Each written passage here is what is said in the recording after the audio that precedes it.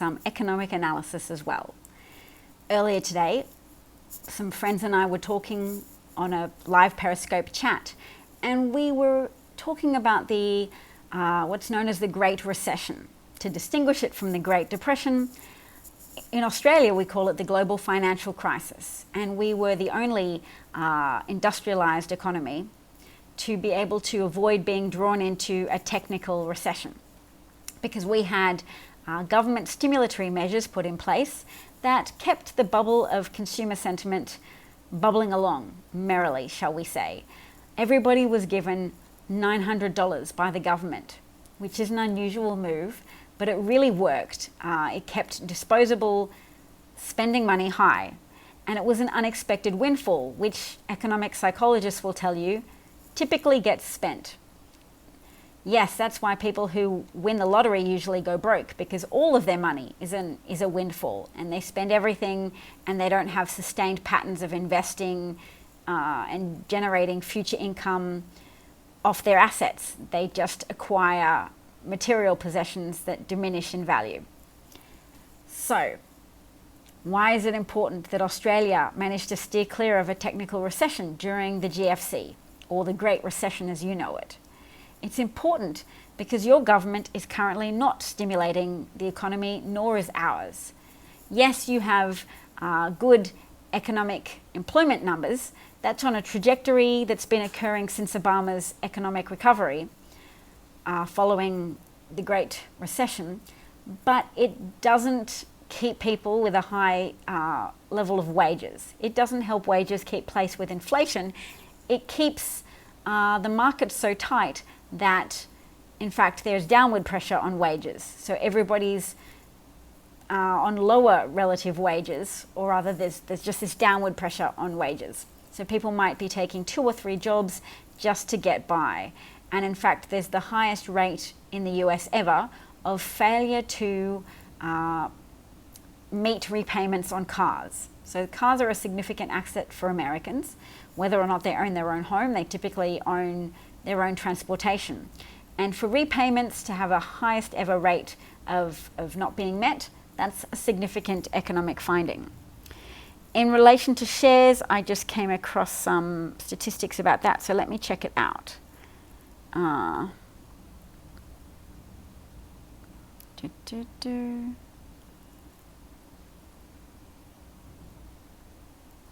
Somebody drew my attention to it, the fact that many Australians do not own shares. Did I say Australians or Americans? Many Americans do not own shares at all. Oh, it might be a bit tricky. Here we go. Found it. Just loading it. 80% of stocks in the US are owned by the top 10%.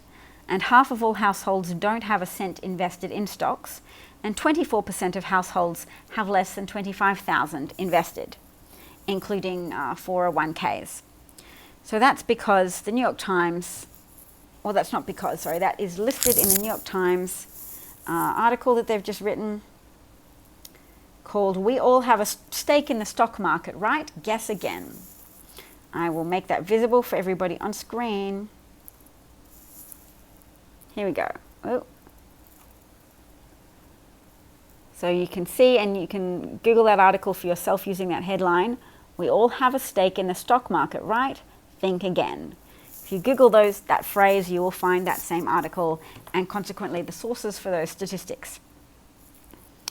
So what are we saying here? The stock market is high under Trump. It saw significant gains under Obama as well, but racist white blindness to economic improvements under a black president is a problem. Partisan blindness to economic improvements under a Democratic president is a problem as well. Partisanship is a problem, and I think we need to urge people to use the word partisanship instead of political. Instead of saying, oh, they're making it political, say make it partisan, because politics and political are words that shouldn't be polluted in that way.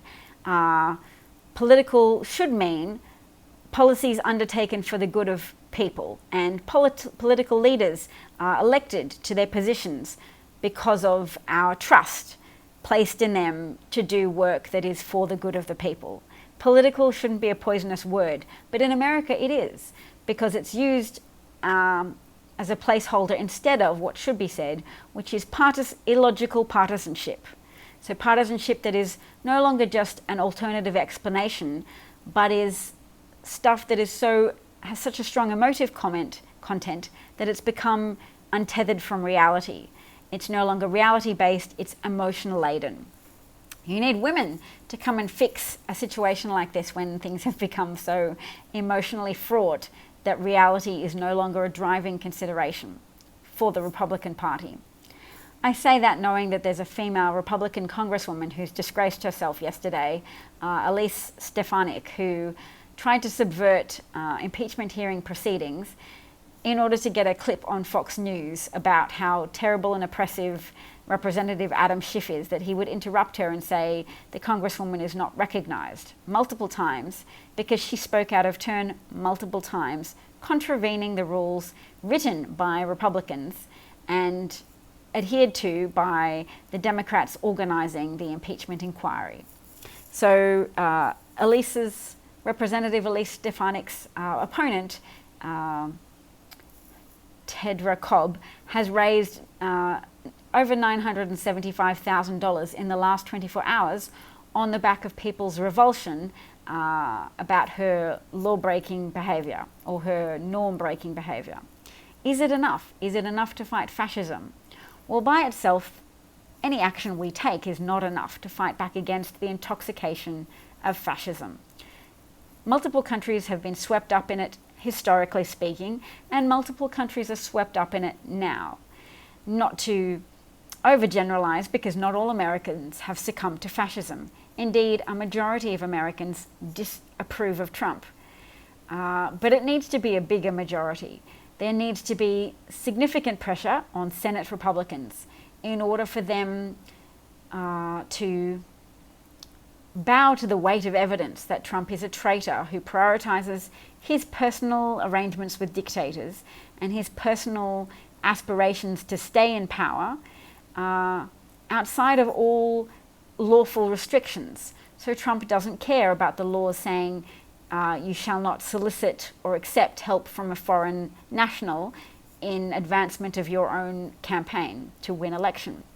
But Trump does. He sought Ukrainian assistance by extorting the Ukrainian president, a man newly elected to his position, vulnerable, with a vulnerable citizenry under military attack from Russia. Trump used that vulnerability to force the Ukrainian president to capitulate to the demands of his shadow State Department. His personal lawyer, Rudy Giuliani, his complicit Energy Secretary, Rick Perry, his complicit diplomat, Kurt Volker, and his complicit ambassador to the EU, Gordon Sondland, all of whom participated, communicated over WhatsApp, wrote to each other, wrote a script to be given to the Ukrainian president's aide, Yermak, about what they should say, what Zelensky should announce on CNN in order to successfully conceal the origins of an investigation. So Zelensky wasn't being asked to agree to actually hold an investigation. He was being asked to agree to make an announcement. This is so important because it's so revealing as to the true nature of the request made of the Ukrainian government. It wasn't a request to reduce corruption. It wasn't a request to investigate corruption.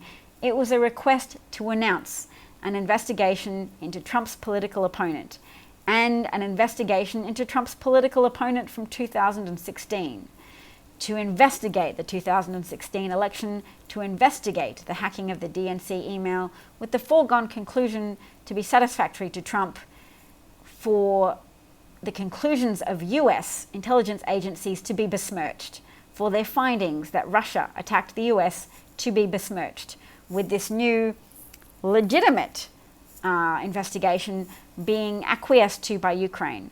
So Ukraine wasn't going to go on to CNN and say, we've accepted Trump's request to investigate Joe Biden. they were going to go onto CNN and say, of our own volition, under no duress whatsoever, no pressure, we've just decided to investigate Biden. So essentially it was a deal. We will save Ukrainian lives by handing over the aid that has already been appointed by Congress, that we are illegally withholding from you because we are blurring the constitutionally mandated separation of powers between different branches of government. We are overstepping the constraints to usurp the congressional powers of the purse, to say we get to decide what to do with this money that Congress has already decided is going to military aid to help Ukraine. That the Department of Defense has already signed off on, saying, yep, we've determined that this aid will be well spent, this military aid will be well used to advance not only Ukrainian safety, but American national interests in providing a check and a balance on Russian aggression. Hitler was appeased when he started to acquire countries. And the Republican Party and the Democratic Party bipartisanly voted for military assistance being given to Ukraine to prevent such a situation, to provide, in this instance, the opposite of appeasement, a check, a militaristic check to Putin advancing on neighboring countries. And Trump sabotaged that. He withheld the aid for 7 weeks, usurping the powers of the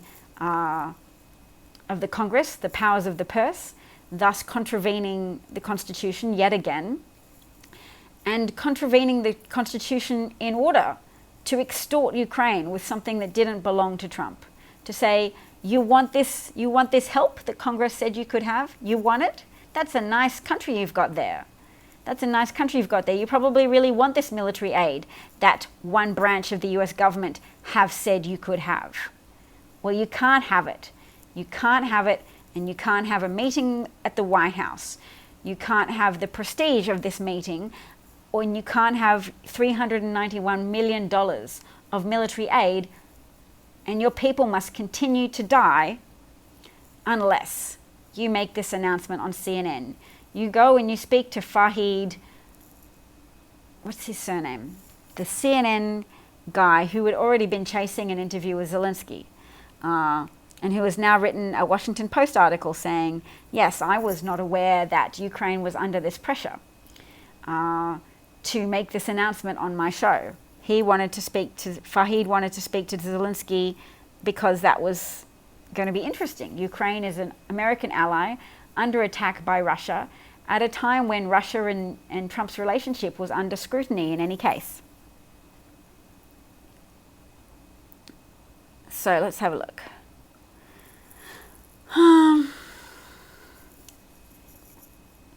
Oh, I was going to try and find the name of Fahid. Okay, let's find Fahid's name.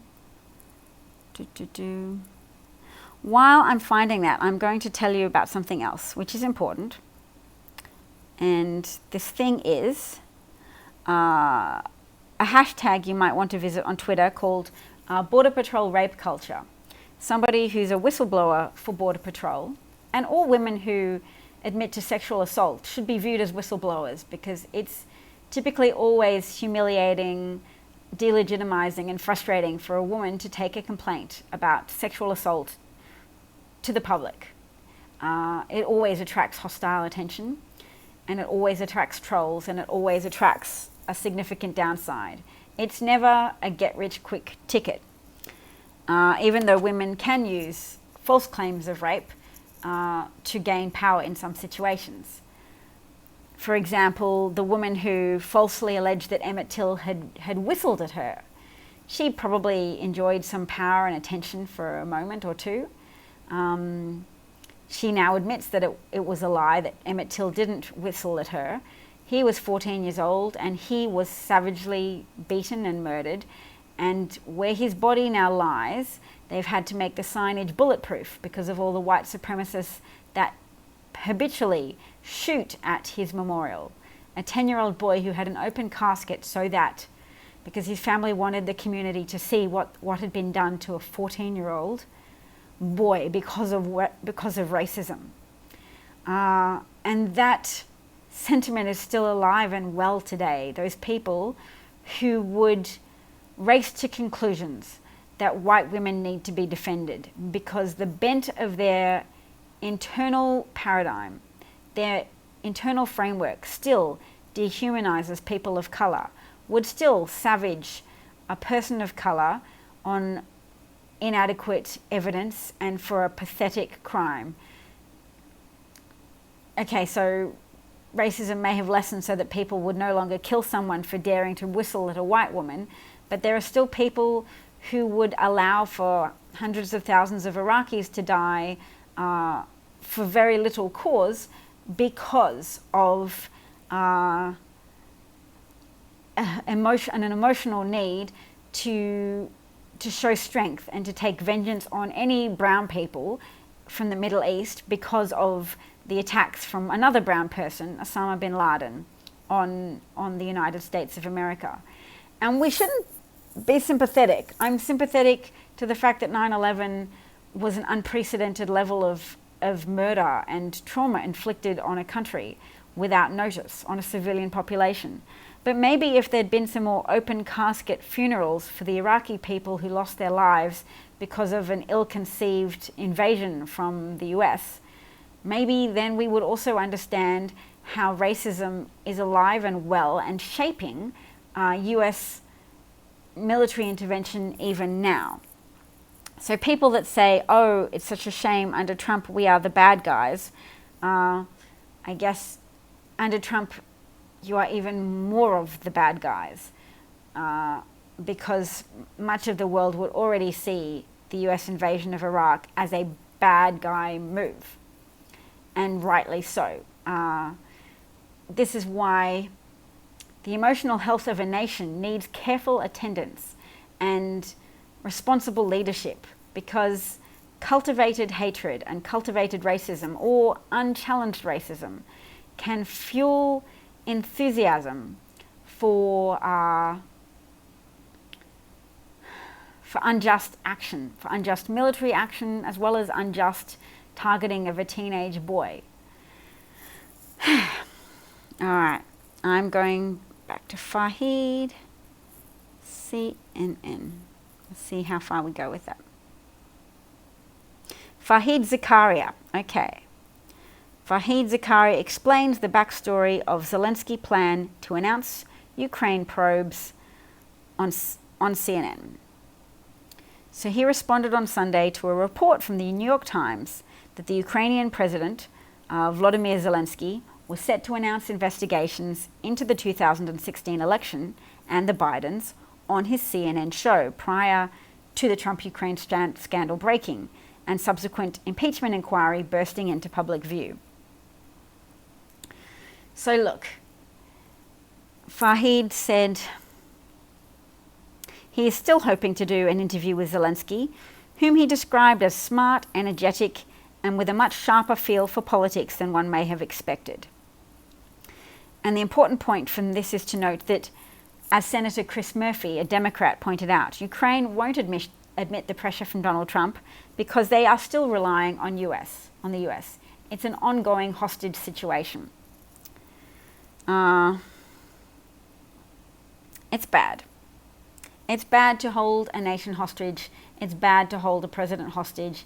It's bad that 30 to 40% of Americans still adhere in loyalty to a man who pays only lip service to the idea of protecting America, whilst exposing America to danger from an adversarial foreign nation that seeks to weaken the US, seeks to diminish US standing in the world, because it will advance Russian interests. It will advance Putin's ability to take over nearby countries, to build pipelines, to derive more profits, so that he can be personally more wealthy, so that he can have sanctions lifted and then travel to whatever resort he likes around the world, ski in whatever French chalet he wants.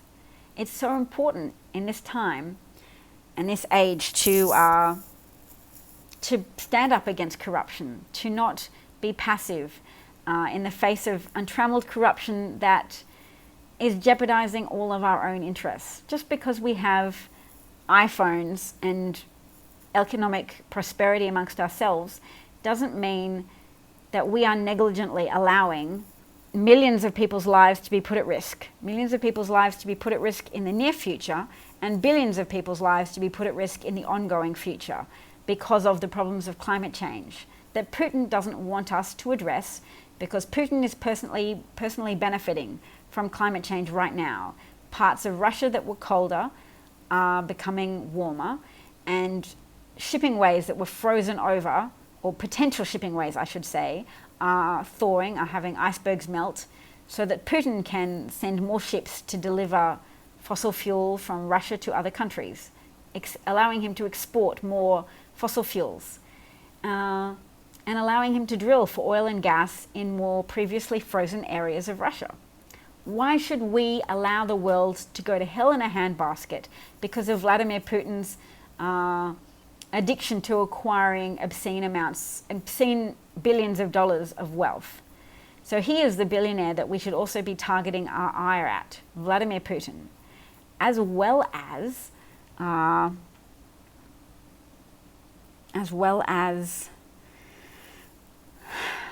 holding to account all of the fossil fuel executives who knew for 40 years that climate change that increased carbon gas emission was leading us onto a trajectory of destruction, of likely flooding of coastal cities, as well as just coastal residential areas, that we are all being put at so much risk that that global agriculture is threatened, that our ability to feed ourselves is threatened, and we can't just all up and move to Mars. This is the planet that sustains human life, and it is the only planet likely to be capable of sustaining human life in the near and long-term future. We need this planet, and we need to be able to eat food grown and organized on this planet. So that's all from me today. I'm going to try and get more organized still so I can keep improving my offerings to the general public, have more sections, more theme music introductions, and a more coherent articulation of some of the problems that we face. That the futures section of the stock market is allowing people to gamble with our futures, and they're allowing people to induce political developments that will benefit them in terms of billion-dollar gambles that they make, that the UK pound will fall, that the UK economy will crash. The disadvantages to the UK of Brexit actually manifesting itself is so significant, and particularly when you think the British government is sitting on a report, suppressing a report of Russian interference in the Brexit referendum. We need to hear that evidence. We need to hear the findings of that report. And I hope everybody comes on board with more of an understanding about the systemic nature of the plot to overthrow Western democracy in favor of advancing the interests of fossil fuel executives such as Vladimir Putin and hedge fund traders such as Boris Johnson's donors, political donors, who seek to gain billions off their futures trades that predict economic collapse for people in the UK. Thank you. That's all from me for today. Thanks for joining in. Oh, let me just quickly check if there's been any live chat while I've been talking so that I can answer questions while I am here. So I will search DavCat43. I do also have a website where I post articles that I think are relevant, and I'm likely to compile a list also. Live chat while I've been. That's me. Oh. Nope, there's nobody on live chat, which is fine. To anybody who replays this, I hope it was interesting for you, and thank you.